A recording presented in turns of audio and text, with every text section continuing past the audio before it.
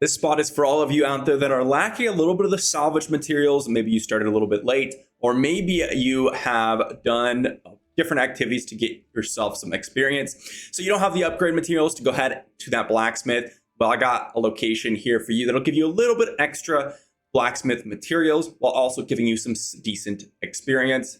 Let's jump into it.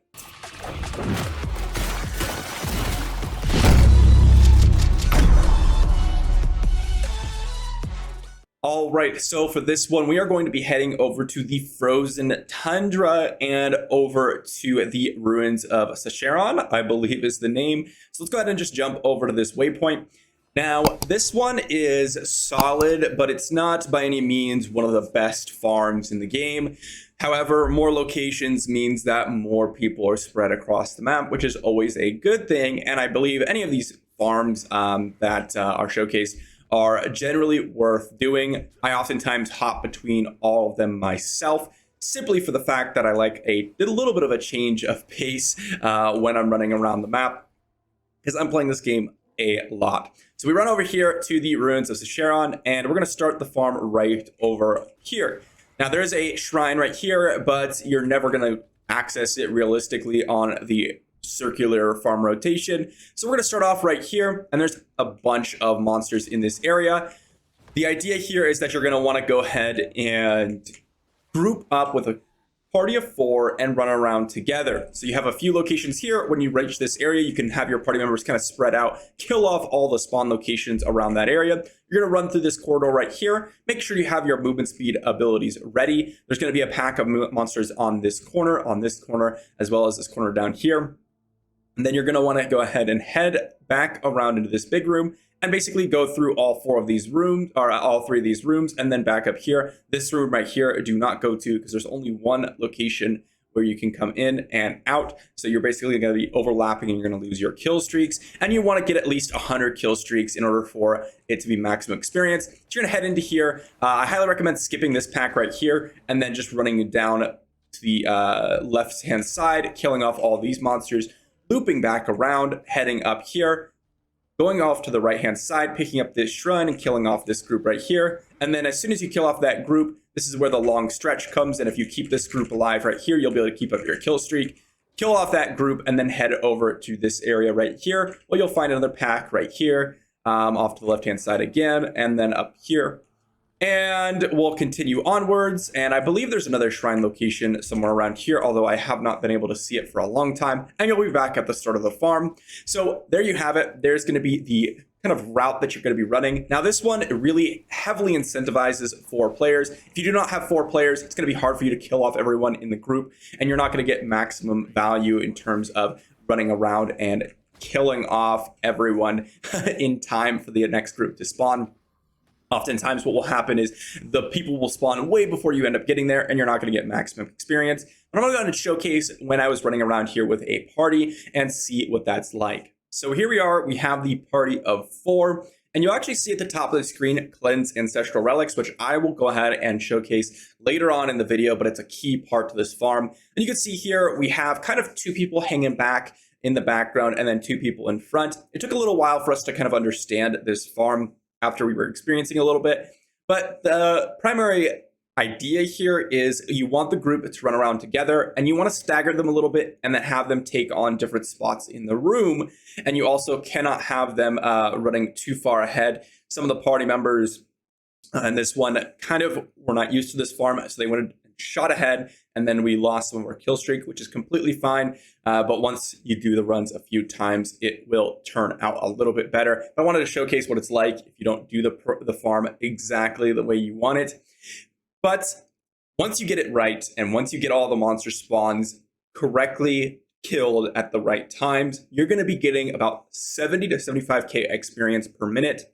And this one is unfortunately a little bit less than the legendaries. It's going to be about 2 to 3 legendaries per hour from what I've experienced. Now, I've not run this for several hours in a row, so that is a low sample size. I could have just gotten unlucky. So I would say that you probably could get about 3 to 4 legendaries per hour, but it's not close in terms of legendaries per hour to an efficient Realm of Damnation farm that I showed the other day, because I've ran that for about 20 hours.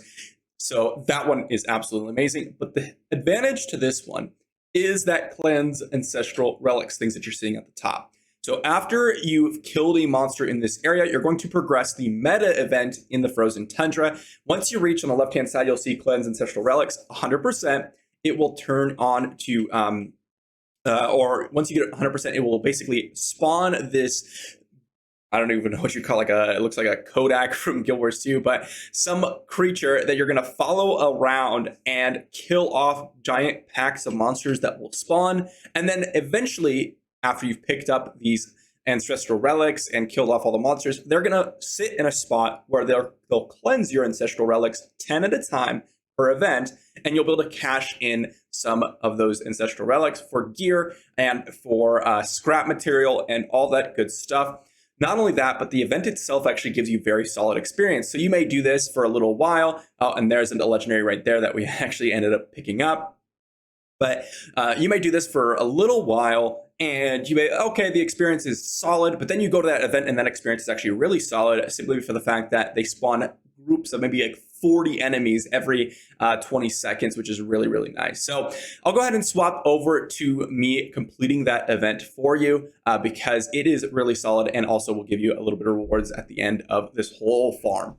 So now that we've gotten our ancestral relics, when the ancient spirit comes around, which happens every once in a while in the Frozen Tundra, you can follow this guy around and get some pretty crazy experience here. These things are mass spawns that just kind of pop up as you follow the ancient spirit, dropping monstrous essence, and it's going to give you more ancestral relics. And that is the main reason why we're doing this, because when we've been farming, we're going to be picking up some of those ancestral relics as we go through. And you're going to be able to turn them in once we get to this spot, cleansing the ancestral relics. So let's go ahead and do that here. You can see here we can remove 10 of the curses from our ancestral relics, and boom, let's go ahead and just do that a bunch. You can see here, a bunch of scrap, a little bit of gear, and you can just do this a bunch. Looks like you can get mailed to you if you run out of inventory space. I actually did not know that, but this is a nice way of just extra value from your Frozen Tundra farm. You can see here, you're getting about anywhere from like 7 to 10 scrap materials per relic cleanse from what I've noticed, which is a very, very nice way. And considering if you're farming for a few hours, you're running through here and you're collecting those ancestral relics, you'll get a nice bonus of scrap material that you can go ahead and turn in once you reach this place. And of course, you're gonna get all that gear that's gonna be sent to you to your inventory or to your mail if you end up getting your inventory full like I did, which is really, really nice. So we can go ahead and head back and turn in all of our, or rather salvage all of our gear that we ended up getting. But I just wanted to showcase what it was like once we did get to the turn of the event and we're able to turn in all of our relics. It is a nice little bonus. It's not a crazy bonus, so there's definitely not a reason where you should be doing this purely because of that. I mean, you could show up for the event, but it's really in a little bit of an addition on top of the already about 60 to 75k experience per hour, or per minute, not hour. That would be pretty poor. So there you have it. There's the Frozen Tundra farm. I'm going to be sitting here forever just claiming all. I guess I can hit the claim all button and turning all this in. Hopefully you enjoyed, and hopefully this gives you another area to kind of explore in the Frozen Tundra, getting you some solid experience, as well as potentially even more, as I already mentioned, if you get lucky with some of those shrines. That being said, I will see you for the next video.